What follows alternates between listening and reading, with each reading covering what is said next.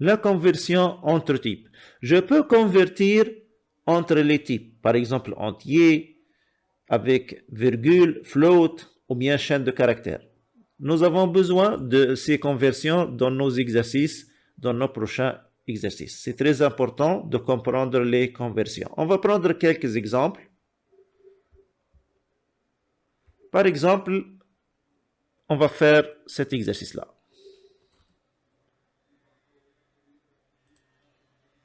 Je vais mettre un commentaire ici. Un commentaire n'est pas exécuté par l'interpréteur. C'est juste pour définir quelque chose ou bien de donner plus d'informations sur une ligne de code. Donc, je vais mettre un exercice ici. Par exemple, calculer la surface d'un rectangle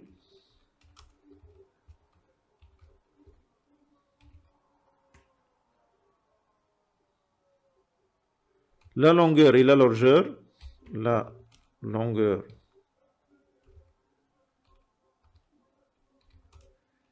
et la largeur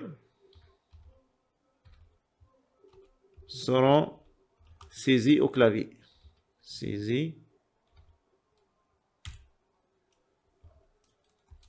au clavier par l'utilisateur.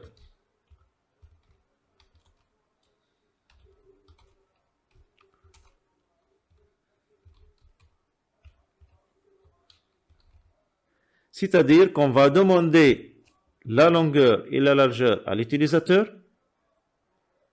puis on va calculer la surface d'un rectangle. Bien sûr, la surface d'un rectangle, c'est très simple. Donc, mathématiquement, comment on calcule la surface d'un rectangle? Par exemple, si je vais appeler la variable surface, qui va contenir la surface de notre rectangle, elle va contenir quoi? Donc, tout simplement, c'est la longueur multipliée par la largeur. Pour la multiplication, on utilise l'étoile en programmation. L'étoile, vous trouverez ce bouton-là au-dessus du numéro 9 de votre calculatrice de votre clavier. Donc, on va commencer à résoudre ce petit problème. Tout d'abord, on va demander à notre utilisateur de donner la longueur. Je vais donc définir une variable longueur qui va être un nombre avec virgule, ici. Donc, égal. Comment on va saisir au clavier? On va utiliser input. Input, c'est-à-dire vous allez saisir quelque chose au clavier. Donc, on va écrire un message pour l'utilisateur. Donner la longueur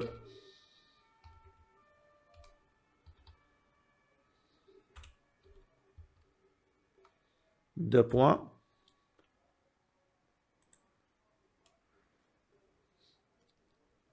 on va tout d'abord afficher cette longueur. Donc, print la variable longueur. Donc, je vais afficher la longueur. Donc, j'exécute ce programme-là. Donc, on nous demande d'écrire la longueur. Je vais donner, par exemple, 12,5. Entrée. Donc, comme vous voyez, il a affiché 12,5. C'est bien. Donc, maintenant, on va demander la largeur. Donc, on va définir une variable largeur égale input. Un message ici. On va écrire par exemple donner la largeur. 2 points. On va afficher aussi la largeur pour être sûr qu'elle a été saisie. Print largeur. On va exécuter de nouveau notre programme pour voir le résultat. Donc, tout d'abord, il nous demande la longueur. Je vais donner, par exemple, 16,25. La largeur, ça sera par exemple 10,32. Comme vous voyez ici, il nous a affiché la longueur qu'on a saisie et la largeur qu'on a saisie. Maintenant, on va calculer la surface. Donc ici, on va appeler une variable surface égale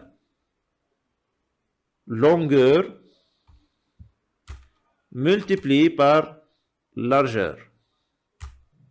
Je vais afficher après donc la surface. Donc print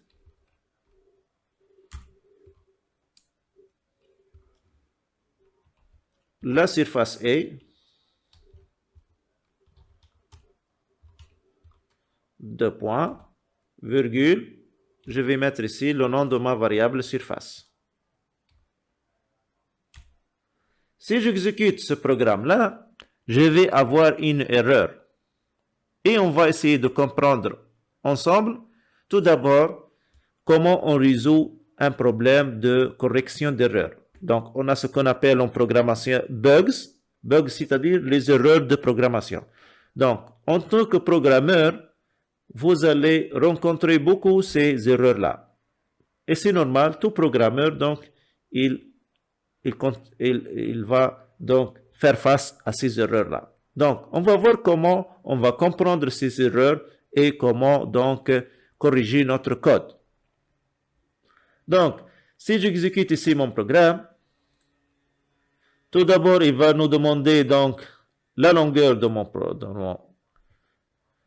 mon rectangle, par exemple 30,5, la largeur, par exemple 12,5, et là, il va nous donner une erreur. Et c'est normal. Il va nous dire ici, attention, vous avez une erreur. Tout d'abord, il va nous donner la ligne. Ça, c'est très bien. Donc, il vous dit, c'est dans la ligne numéro 8 que vous avez une erreur. Donc, ici, l'erreur, c'est ici. C'est dans la ligne numéro 8. Ça, c'est une bonne indication.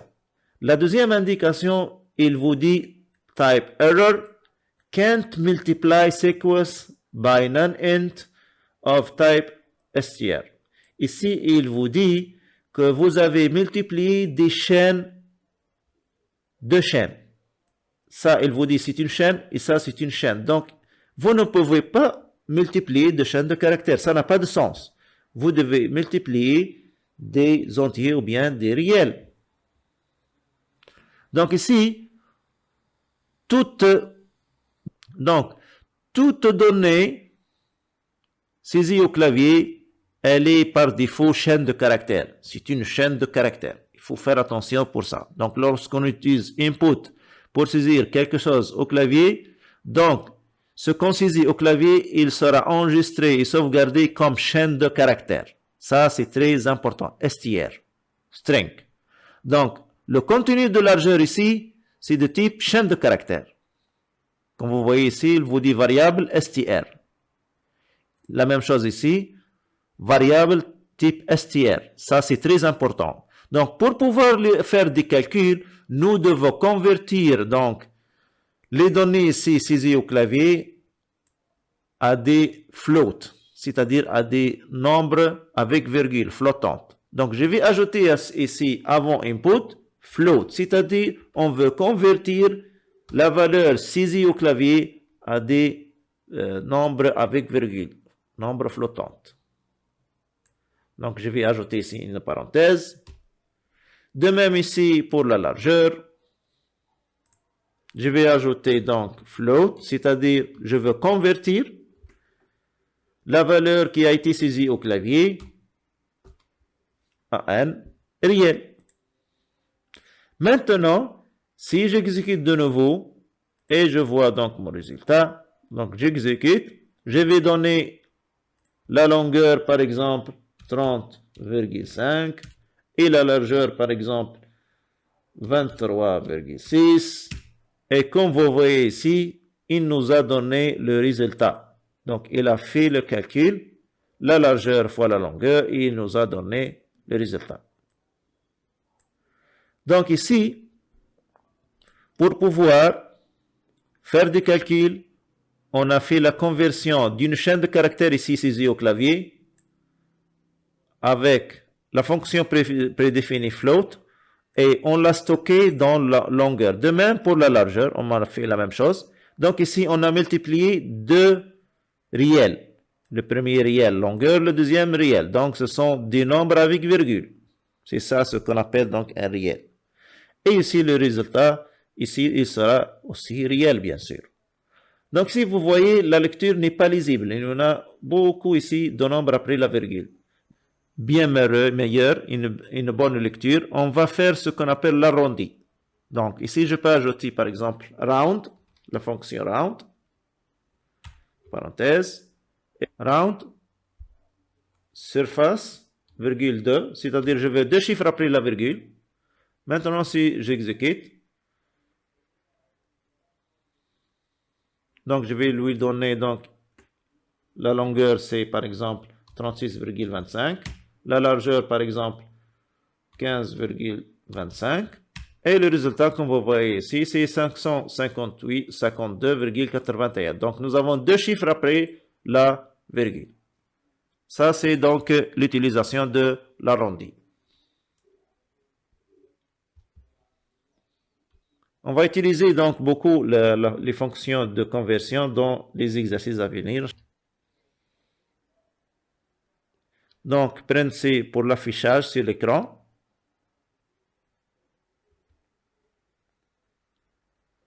On a ce qu'on appelle aussi les opérations mathématiques. Par exemple, on a vu la multiplication dans le calcul du rectangle. Les parenthèses aussi sont très importantes. On va voir par exemple un exemple.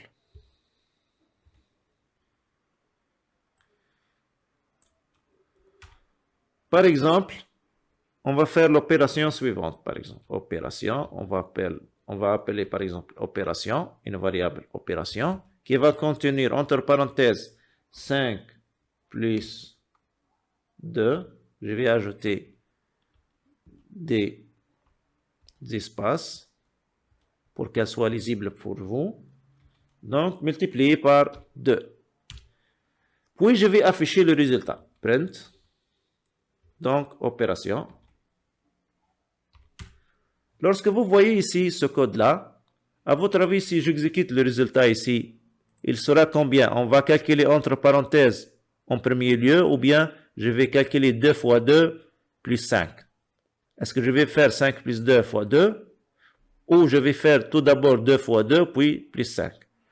En programmation, on commence avec les parenthèses tout d'abord. Ça s'appelle l'ordre de priorité. Donc ici, si j'exécute, comme vous voyez, j'ai 14. Pourquoi 14?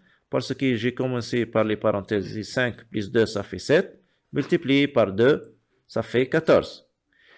Si maintenant, je fais opération 2,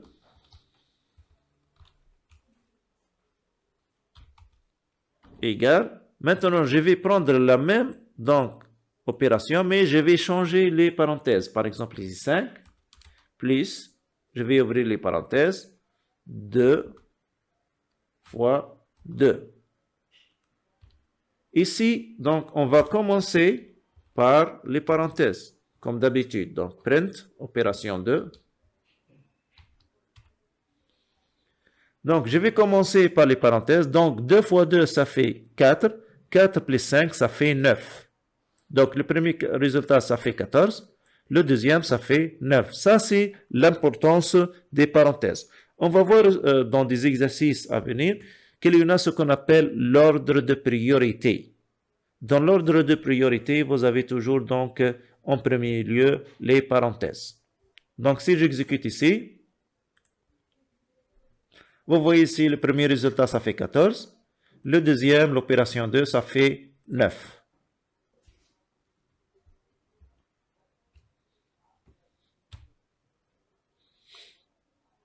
On va voir maintenant quelques fonctions sur les chaînes de caractères. Il y en a plusieurs fonctions prédéfinies pour les chaînes de caractères. On va voir donc pas à pas donc ces fonctions-là. On va commencer par les plus simples. On va voir par exemple dans un exercice maintenant, upper, lower et replace. Et dans des exercices à venir, on va voir d'autres fonctions bien avancé sur les chaînes de caractères. Donc, je vais ouvrir VS Code de nouveau et on va faire ceci. Donc, tout d'abord, on va créer une chaîne, on va l'appeler par exemple ch1 égale bonjour Python.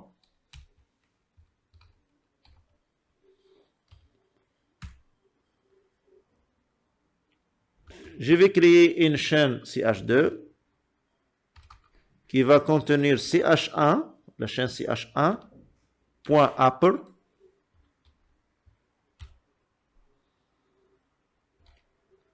Si j'affiche ch2 maintenant, print,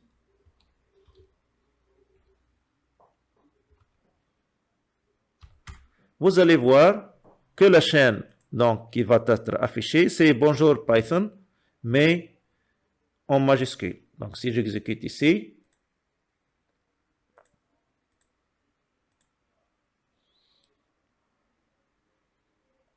comme vous voyez ici, nous avons bonjour Python en majuscule. C'est-à-dire la fonction upper, elle nous permet de convertir une chaîne de caractères minuscule ou bien dans n'importe quel cas en majuscule. Tous les caractères vont être convertis en majuscule. On a une autre fonction semblable à celle-là. On va appeler ch3 par exemple, égale ch1 point. Cette fois-ci, on va utiliser une autre fonction appelée lower, c'est-à-dire convertir en minuscule. Je vais afficher cette nouvelle chaîne de caractères, ch3. Donc ici, donc, bonjour Python va devenir en minuscule. Comme vous voyez ici, toute la chaîne est devenue donc minuscule. Nous avons ici d'autres fonctions comme par exemple replace. ch4 c'est égal ch numéro 1 point replace. Donc on va remplacer quoi? On va remplacer le mot bonjour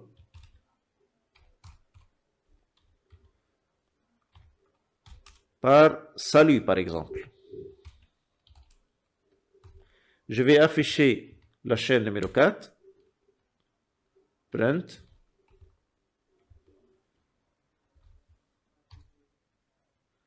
Donc ici, si j'exécute mon programme à nouveau, comme vous voyez ici, j'ai salut Python. Donc j'ai remplacé bonjour par salut. Ça, c'est en utilisant la fonction replace. On va voir des fonctions avancées sur les chaînes de caractères dans des exercices à venir. Donc c'est très important de comprendre les fonctions prédéfinies sur les chaînes de caractères.